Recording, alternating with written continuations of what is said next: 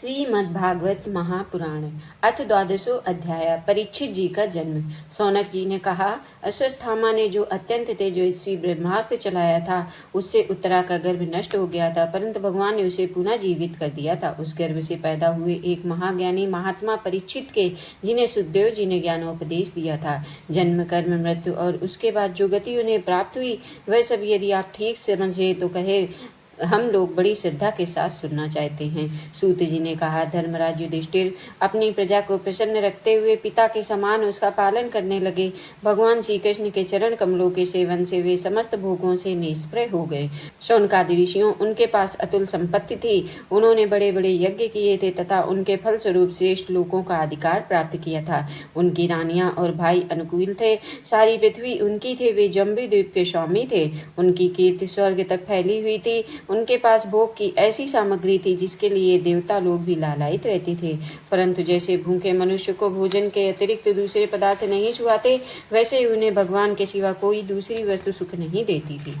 सौनक जी, उत्तरा के गर्भ में स्थित वह वीर शिशु परीक्षित जब अश्वत्थामा के ब्रह्मास्त्र के तेज से जलने लगा तो उसने देखा कि उसकी आंखों के सामने एक ज्योतिर्मय पुरुष है। वह देखने में तो अंगूठे भर का था, परंतु उसका स्वरूप बहुत ही निर्मल है। अत्यंत श्याम सुंदर शरीर है, बिजली के समान चमकता हुआ पीताम्बर धारण किए हुए, सिर पर सोने का मुकुट झिलमिला रहा है। उस निर्विकार पुरुष के बड़ी ही सुंदर लंबी लंबी 4 भुजाएं हैं। कानों में तपाए हुए स्वर्ण के सुंदर कुंडल हैं। आंखों में लालिमा है। हाथ में लूके के समान जलती हुई गदा लेकर उसे बार बार घुमाता जा रहा है। वो स्वयं शिशु के चारों ओर घूम रहा है। जैसे सूर्य अपनी किरणों के कोहरे को भगा देते हैं, वैसे ही वह उस समय गदा के द्वारा ब्रह्मास्त्र के तेज को शांत करता जा रहा है। उस पुरुष को अपने समीप देखकर वह गर्भस्थ शिशु सोचने लगा कि यह कौन है। इस प्रकार उस 10 मास के गर्भस्थ शिशु के सामने ही धर्मरक्षक अप्रमेय भगवान श्री कृष्ण ब्रह्मास्त्र के तेज को शांत करके वहीं अंतर्धान हो गए। तदनंतर अनुकूल ग्रहों के उदय से युक्त समस्त सद्गुणों को विकसित करने वाले शुभ समय के पांडु के वंशधर परीक्षित का जन्म हुआ। जन्म के समय ही वह बालक इतना तेजस्वी दिख पड़ता था मानो स्वयं पांडु ने फिर से जन्म लिया हो। पौत्र के जन्म की बात सुनकर राजा युधिष्ठिर मन में बहुत प्रसन्न हुए। उन्होंने धौम्य, कृपाचार्य आदि ब्राह्मणों से मंगल वाचन और जात कर्म संस्कार करवाए।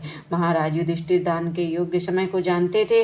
उन्होंने प्रजा तीर्थ नामक काल में अर्थात नाल काटने के पहले ही ब्राह्मणों को सुवर्ण जैसी गौवें, पृथ्वी, गांव, उत्तम जाति के हाथी घोड़े और उत्तम अन्न का दान दिया था।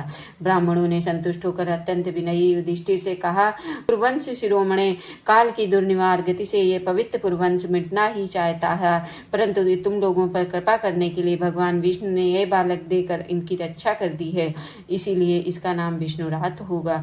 निस्संदेह यह बालक संसार में बड़ा यशस्वी, भगवान का परम भक्त और महापुरुष होगा। युधिष्ठिर ने कहा, महात्माओं, यह बालक क्या आपने उज्जवल यश से हमारे वंश के कीर्ति महात्मा राजर्षियों का अनुसरण करेगा?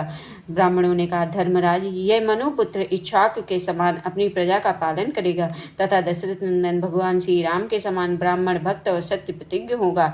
यह उसी नर नरेश शिव के समान दाता और शरणागत वत्सल होगा तथा याज्ञिकों में दुष्यंत के पुत्र भरत के समान अपने वंश का यश फैलाएगा।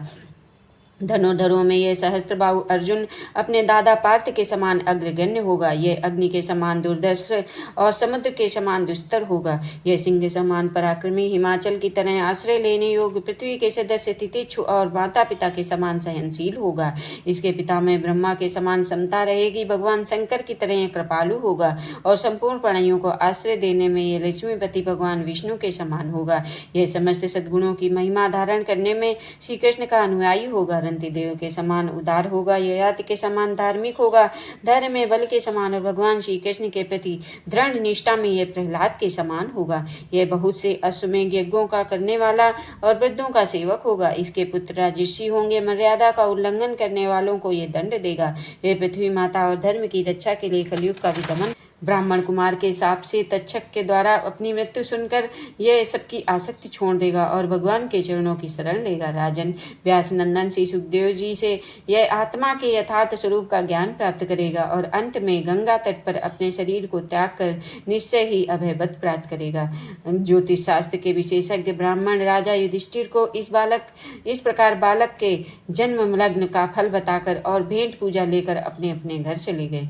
वही यह बालक संसार में परीक्षित के नाम से प्रसिद्ध हुआ, क्योंकि वह समर्थ बालक गर्भ में जिस पुरुष का दर्शन पा चुका था उसका स्मरण करता हुआ लोगों में उसी की परीक्षा करता रहा कि देखें इनमें से कौन सा वह है। जैसे शुक्ल पक्ष में दिन प्रतिदिन चंद्रमा अपनी कलाओं से पूर्ण होता हुआ बढ़ता है, वैसे ही वह राजकुमार भी अपने गुरुजनों के लालन पालन से क्रमशः अनुदिन बढ़ता हुआ शीघ्र ही सयाना हो गया।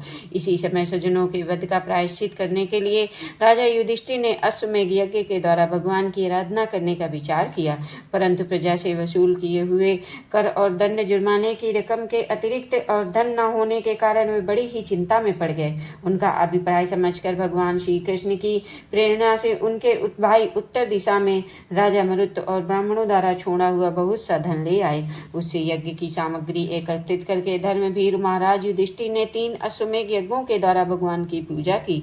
युधिष्ठिर के निमंत्रण से पधारे हुए भगवान ब्राह्मणों द्वारा उनका यज्ञ संपन्न कराकर अपने सुहृद पांडवों की प्रसन्नता के लिए कई महीनों तक वहीं रहे।